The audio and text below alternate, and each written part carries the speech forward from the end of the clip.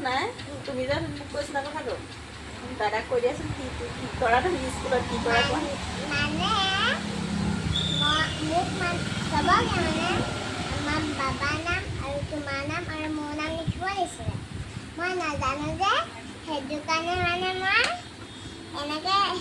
এডোখৰ মানে লিখি থোৱা থাকে নহয় ক'ৰবাত এনেকৈ অঁতৰাই চাওঁ কিবাকৈ অঁতৰাই চাওঁ তাৰপিছত এদিন মই কিবা এটা কৰিলোঁ যে নিজে এনেকৈ বেগেটা বেগেটি দুফালে কৰি লৈছিলোঁ তাৰপাছত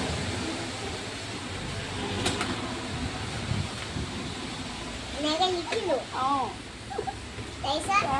তাৰপিছত এনে চিকুটি মিকুটি আছোঁ আৰু তাৰপাছত মানে এনেকৈ অকণমান দাঙি চালোঁ লিখিলোঁ আমাৰ লগৰকেইজনী আকৌ এনেকৈ